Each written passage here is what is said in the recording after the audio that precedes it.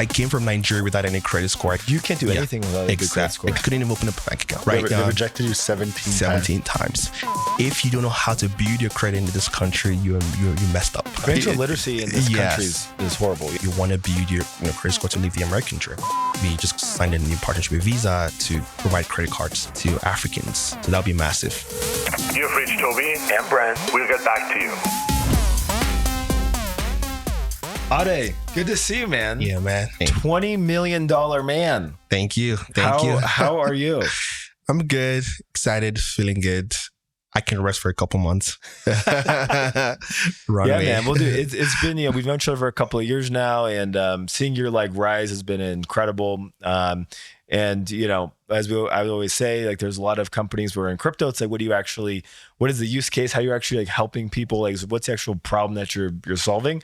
And obviously you've found that. So yeah, tell us kind of what's been new with you, man. How are things going? Yeah, I think for us, we look through our background and we built around our background. I think that's the most important thing for me. First generation African immigrant moved to the US about 10, 15 years ago. And one of the core competencies was payments. And we saw stablecoins as the biggest factor through which we can help the demographics of Africans living in the US, Canada, UK, Europe, send money back home.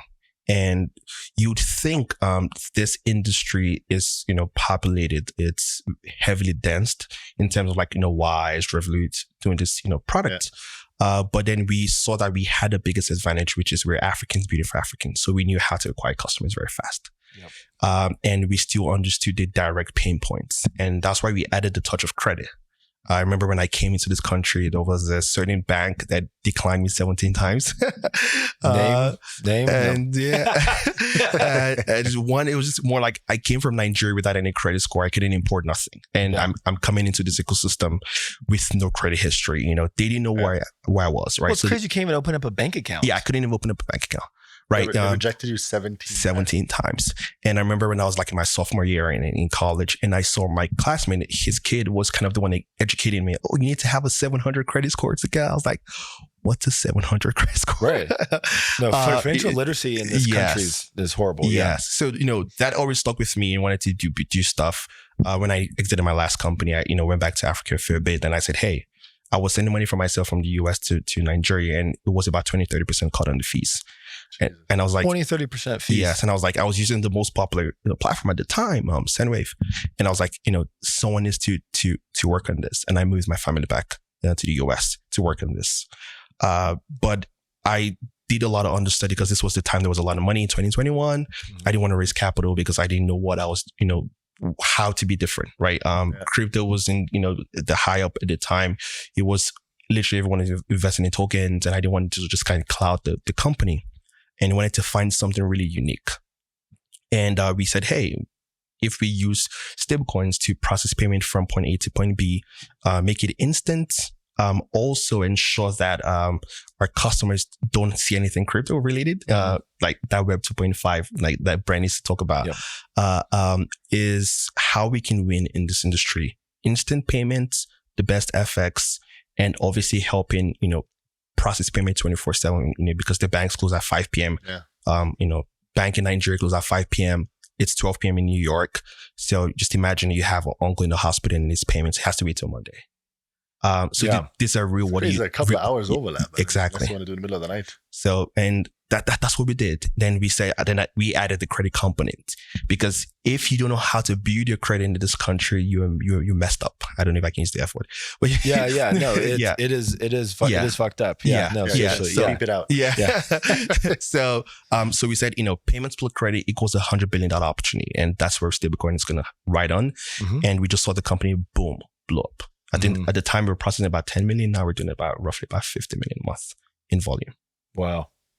How did you get the word out? I mean, how did you tap into these communities that they actually know that, you guys are here. You guys are here to help. Yeah. So we channeled the religious organizations. One of our biggest partners is a religious organization in Houston. They have over 9 million members.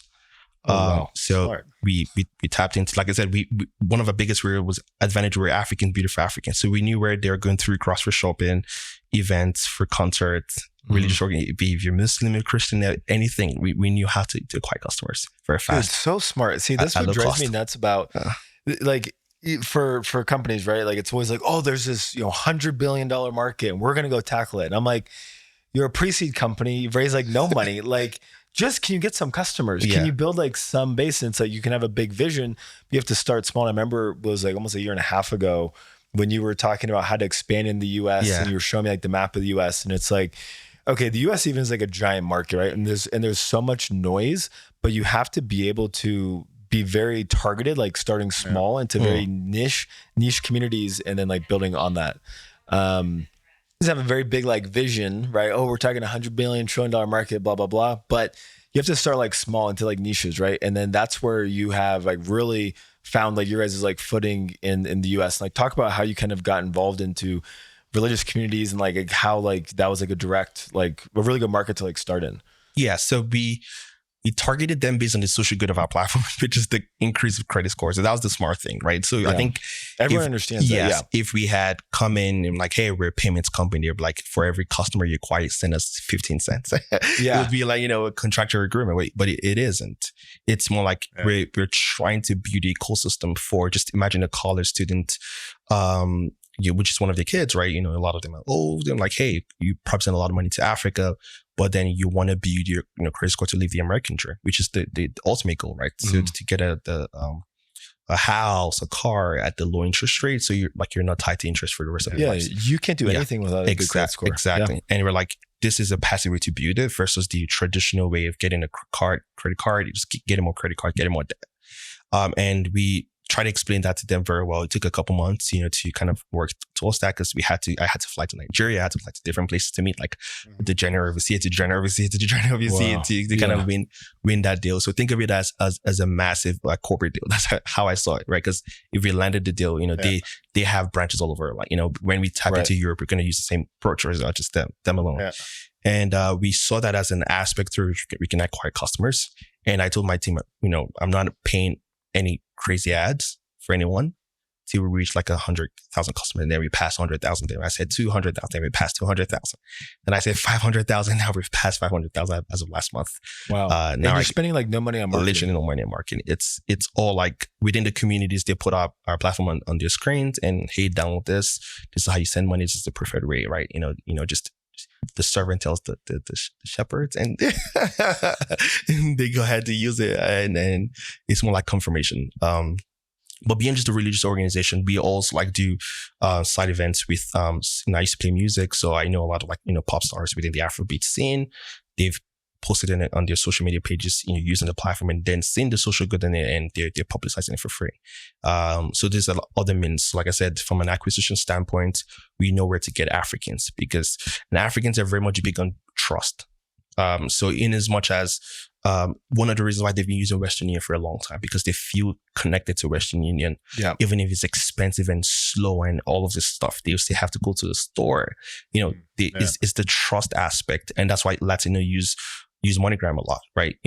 So it's the same thing about trust. They're not just going to download an application overnight. Just because you can make 20 cents on a referral. Yeah. So, and that's when we said, we had to build trust within these communities because the communities would be how we acquire customers at no cost. Literally have our CAC at zero.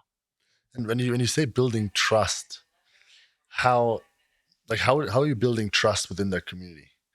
Is it because effectively they're gonna vouch for you guys, or where's that trust factor coming in? Because I think it is still getting people out of habits is not easy, right? So how does that work? So first you have to be very open with fees on the application, so they know that there aren't sneaky fees. And I think on the deck, remember I put in stinky fees, right? And we were actually true to our word, right? We showed the customers every single way we charge them. So that kind of made them more comfortable, said, hey, okay, cool, I can do an analysis. The FX from this Western Union is about 20-30% lower than this guy's. Right. So I don't really need to up how much I'm sending. I just send the same amount, but my family back home gets more money.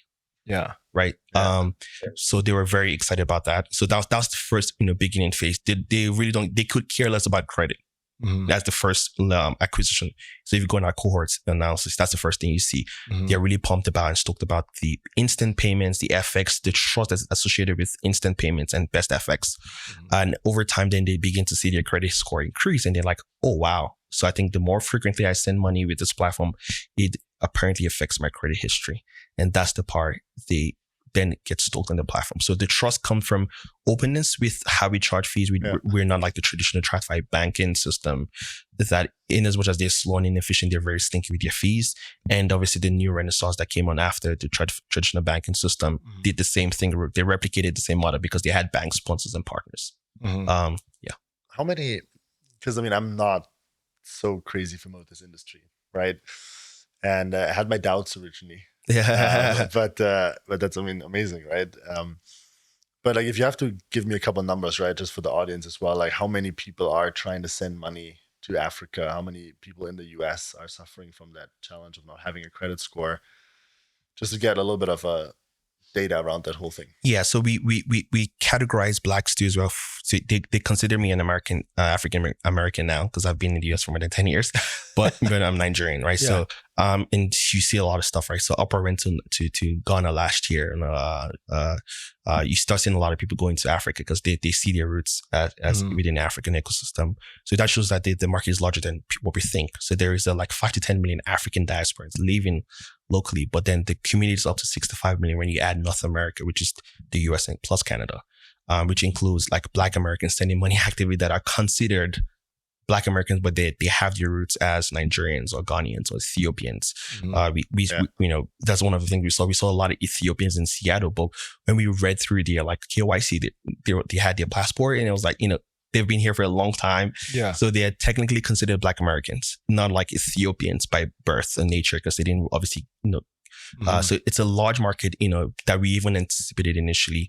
So that kind of opened our mind to say, hey, this is a 6 to 5 million from a TAM perspective.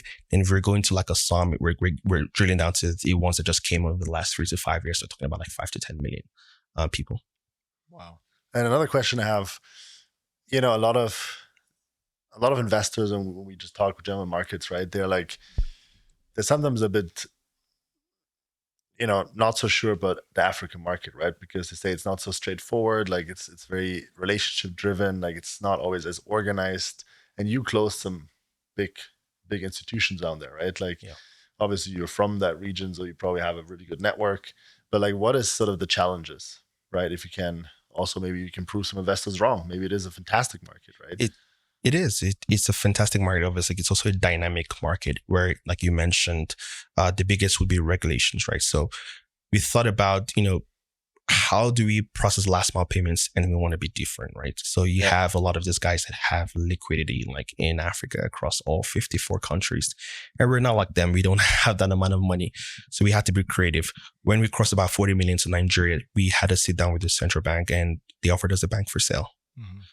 And we thought about the bank as an enterprise grade bank where we were not. They wanted to sell you a bank? Yes. And the way the way it was pitched to us was like, don't onboard Africans because I'm going to make it hell for you if you onboard Africans living in Africa. So I'll need your data. But if you make it as a payments bank, right, where you can process your last mile payouts, and you can compete with the guys because none of them have this. And that was very interesting. So we obviously took us a bit, right? Regulations, you need to know somebody to approve it. It took about eight months. We eventually got there, right? And I can tell you we process payments in less than 20 seconds because of that infrastructure that we own, because it's built on so you end up acquiring the bank. Yes, we ended up acquiring the bank. So now we can process payment in 20 seconds. What traditionally would take like 5 minutes from fiat processes, or maybe another partner that can take a couple days. So these are like informations, Wise entered the market, but they're no longer in the market anymore because, and you won't tell me Wise doesn't have enough money. They have a lot of money, but entering into the market means they lost a lot more money than, they had negative margins because they didn't have the right relationships. Same thing with Revolut, right? So it's all about relationship driven, and there's a different set of compliance and regulations that's different. When I mean different, I'm talking about like grease in the palms, and you need to know the right people. Just as every traditional market, and which is why I'm not focusing on Latin American, I'm focusing on the Asian market because I don't know that market very well. Yeah, and it's going to be heavily built on relationships. Well, and that's why like early on when we had invested in the last fund was just like kind of like with how we've like our company where I'm based in the U.S. Toby's German, but he's lived in Asia for the last 8 years. And like our fund is based in Asia, but we try to bridge that gap from like Southeast Asia to North America. And with you, like growing up in Africa, but then living in the US, and like, if someone was just born in the US, like, and then trying to go to Nigeria and like strike deals and partner, it's like very hard. Yeah. They would also make it very hard for you because they know you don't know anyone, so they can call any price. Yeah. I always get very shy to call the price we got offered the bank. Yeah. Because we had people pay 16x the same amount for a microfinance bank. And we were able to negotiate the hell out of that bank. Yeah. Because we knew the right people to do that. But now the government is happy that you guys are doing this, right? Yes, right, exactly. Because it helps their people. Yes. Beyond the people, it also helps them to hold USD. Right. Every emerging market needs the USD, and that's the biggest part about the opportunity. For example, the biggest African market in oil reserves is Nigeria. Obviously, you guys know we have raw materials called crude oil, the natural raw material for oil. Yeah. And it's very hard for us to refine the crude oil to make gas and all the stuff. So we have to go outside and buy back, right? So the purchase of buying back, they need USD. So every government needs USD, but they cannot get it internally because they have to convert their local currency, which devalues the currency, which is what Binance did. And you guys know the spill with Binance, processing about 26 billion in 8 months. And, when you convert from Naira to USD, it becomes very tricky. But for us, we're giving them USD and they're giving us local liquidity. So we have a host of local liquidity now with that partnership while they get to hold our USD, and they're loving it. They're so smart. So with your, which I'll let you kind of announce, but you've had a funding round. How big was that? Maybe who's on board? And then like, what are you looking to do with that? Are you looking to expand into different regions, or like, how is that going? Yeah. So we just closed a Series A, and I wasn't really actively raising because we had a lot of money in the bank at the point. But we saw that we needed to grow fast. This is a game of growing fast. And I think from the approach we're taking is people think Africa is one country. Africa is 54 countries, right? 1.4 billion people, right? It's large. We've only covered 25 countries today. So there's still a lot more. To accomplish, about 29 plus countries. And Africa is divided into, I like to call it 4 regions. I remember we spent a lot of time we cracked the code and saying that, if we go into various regions, like let's say a West region, which is like Nigeria, Ghana, East region like Kenya, Rwanda. If we go into regions like that specific, we can grow faster. But you need a lot of money to grow those local currencies. Like do the same thing we did in Nigeria or Ghana, right? The mobile wallets. Then also expanding to Canada, expanding to UK. We're always trying to get a payments license in the UK. We got a conditional approval in Latvia now to kind of own the European process. And just keep growing that way. I think we have a massive opportunity to get to scale. If we so what's the like bigger vision? I guess is it more just like, is it to basically have like everyone that's kind of come or that's immigrated to the U.S. from Africa to like be able to gain like credit here, but it's also double-sided benefit of like eventually maybe everyone in Africa can like have access to like credit, which can get them. Have them put money into USDC and like put it in. Yeah. So the first vision started with helping payments to Africa, right? So we need to replicate the same model across all diaspora countries, which is what we're doing now. Yeah. The second part is the credit history, but still, Africans can open bank accounts. There are a lot of stuff they can do in the US. Yeah. So we know how sticky our application is. We're doing like an 85% retention today on our application. So what we're trying to do is within the regions we're very big at, we are going to make it an all-in-one app. So where they can get access to their first student loan if they need one, auto loan, mortgages, and that increases. Yeah, exactly. So that increases the ARPU over time. It increases a monster of a business in just the US alone. Then we just signed a new partnership with Visa to provide credit cards to Africans. Literally, day one, just line the JFK, you can get a credit card with on the credit application. So that'll be massive. So that also impacts your credit score. So you don't get declined like me 17 times. So once you have all your documents, boom, we can use that. So that they will eventually build their lives around the product, and then we can scale. Yeah. Then the last mile, we know it would be a data problem. As you can see, the country needs to have people migrating into the country, things like that. And if we can help be that bridge between Africans and the diaspora and Africans living locally, that'll be amazing. Wow, man, dude, I'm so happy for you. I'd love to go quickly back to the fundraise, right? Because in terms of founders, this is always a massive topic, right? And I think I'm not sure how much we can reveal. I'll let you do that. But you also got investors on board that are not the typical names, but they might be very, very strategic for you guys, right? In terms of the additional value that they bring and the connections they can give you. And you also started out small, right? It wasn't always a Series A. Yeah, absolutely. And I'm pretty sure there were a bunch of challenges and ideas around the road. But if you can just give an idea, you said you weren't actively raising, right? You had a bit of capital in the bank, which I think is already the perfect spot to start raising, right? Because you don't want to start raising when you're 3 months of runway. When you don't need it. Yeah. So now obviously having this additional capital coming in is a fantastic spot to be in, because now you have growth capital, right? But if you can just share a couple of words, maybe some insights, some things that helped you, that can help some people out there as well. Yeah, I remember when we started the fundraise for pre-seed round, which got oversubscribed, and Brent was like, I'll make some introductions. And I already did my research, and I had a host of, I didn't even remember, I had a host of list of people to reach out to, but I didn't eventually reach out to them just because I thought, I wanted to do more with less. I think that would be our superpower. If we raise, rather than raising a 5 million, I'm going to raise 2 million.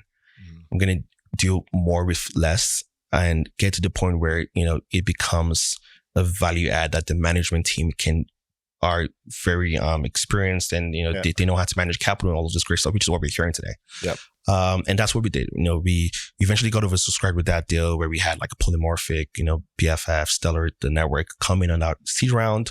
But while we started growing, we saw that there were African partners that they understood that this business was going to scale, because they were either regulatory, they had regulators as their LPs on their fund or something like that. So they were hearing about our volume and things like that. And one of the company, Kredete, they own it's called African Invest, which is within Africa. They invest in banks. So that's a fund. Yes, that's a fund, exactly. So, but their parent company is Kredete, invested in Glovo, invested in some obviously companies that have gone public. On Chime, about to go public too as well. They invested in Chime. And they, through that partnership, we worked together, and they led the round. And he had also a co-lead, a strong co-lead, Partech. They exited Sendwave, so they know the business very well. So we kind of went for key partners. Although we got tier 1 funds in the Valley, and all these guys sent us the term sheet, which we didn't, we politely declined just because we didn't see them as value add now. Maybe when we grew to a couple million AR, and then they can come in as a growth equity capital. But for right now, we need partners that can help scale the business. Open the doors. Across, African. Yeah. So I can make a couple points there. It's one, raising less than what maybe you think you need necessarily, doing more with less. I always say to founders all the time, it's if you want to raise 5 million, start with 1 or 2. Yes. Yeah. Get momentum. There's nothing an investor wants to hear is how much raising 5. How much is committed? Yeah. 0. Okay. Well, 0 on 5 versus 0 on 1. Yeah. What sounds better, right? And that's raising money as a perception game, right? But then the other thing we mentioned is numbers talk, right?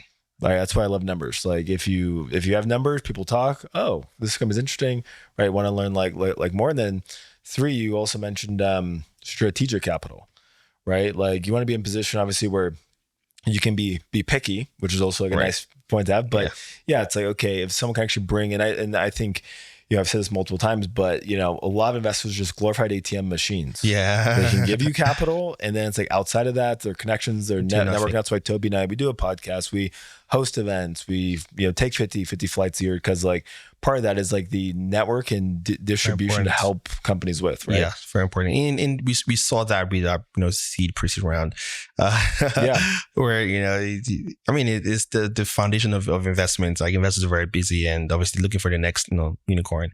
Yeah, once they've invested in you, hoping you're obviously going to be a unicorn. But for a Series A, it's a pivotal moment for us, right? It's pivotal. Yes, you need to have a solid we need to have those funds that have either exited the business or passed on the business that knows the opportunity and or they got passed on, right? Because they came in too late. So that's what we have right now. So they can literally, when we're going through the process, they're like, hey, I did this analysis with the investment we were supposed to invest in this company, and you guys are doing well with this, and this. So we have data. So be like, oh, cool, we need to switch this, we need to switch that. Right. That's strategic capital for me. Yeah. And then they're like, oh, I invested in this bank, I'm going to make an intro to this bank. So you don't have to start calling someone, right? And you can expand into 10 new countries. Just like that. It's speed, man. Right. It's a game of speed. So I think think of payments as a marketplace business, like the likes of like Uber, all those businesses that they have dual side. I think of payments as the same way. It's a game of speed. You enter a new market. If you fail, scrap it up, start a new market like that. But obviously it gets expensive. Yeah. So you have to be 100% sure where you bet, or else you've probably spent $6 million, $5 million getting into a market that you're not able to conquer. And to that point, I mean, there was a period of time, probably 2019 to 2021, where there was a lot of big African fintechs. Yes. And I worked at two funds ago in a company that had invested in a few companies like that, and they had raised big rounds. Big rounds, yeah. 20 million, 50 million, like dollar rounds. And then those companies are gone. Right. It's like crickets, right? I think that's why, like, when we initially mentioned, like, when people were like, oh, investing in Africa, it's like, well, there was that wave. Yeah. And then nothing came from that wave. I mean, there was like maybe one or two winners. Few companies. And then some investors were like, oof, like, I'm a little like nervous, right? And I think that's when I was like, well, if your focus is on the US and Africa, that bridge, and just like most companies, to get started, like the credit piece is like critical, but obviously the bigger opportunity is like Africa, right? But you started like in the US and building the like awareness and like having that component. That was one of the reasons why we got past law, right? Which is normal, right? People just like, oh, VC talk, you guys talk. Yeah. So it's like it's honestly like high school. Like that Telegram channel. Like, we passed on. You don't need to speak to this guy. Yeah, because you had Tiger investing in companies, 65 million. You had SoftBank investing in so a lot of people in Africa, right? Because there was that wave in 2021, which is why when I said, do I want to really do this? Because there's been a lot of companies, and I'm like, I did an understudy with 100 of my team, my founding team, and we're like, this is one thing they were missing. None of them could predict the exchange rates, which is what messed them up. They were growing the company, but the exchange rates kind of 2-3x'd that. The revenue is growing, but when you you consolidate your P&Ls, it doesn't look like it's growing from an investor standpoint, right? So that's what really messing all of them up, and they couldn't raise a bridge round, and some of them died. But if you had kept the same exchange rate when they did the deal, they probably would be like growing thousands of in percentage. But no one can predict that. So we were like, we're going to stay true to the dollar. $1 equals to $1. Right. And if we can earn revenue in $1, that's fine for us. Well, and that's where like crypto really comes in. Exactly. Right. So USDC is 1-to-1, right? And that was the main difference, right? Or you started seeing a lot of like banks drop African companies because of KYC. You hear a lot going on banks, going and trying to defunct companies. You hearing what's going on right online. Just imagine African companies, right? I had a buddy where he had about $5 million in the bank, and this bank closed his bank and gave him cash, and for check of $5 million to go deposit somewhere else because they couldn't process the business anymore. So you see things like that going on, and because you have a Nigerian passport, or something like you don't have a US passport, and you own a business that is growing multiple X's month over month. So many things were limitations, right? So you have investors now even doing something called for the KYC. They will ask you, do you own a passport, US passport? Wow. It happened to me.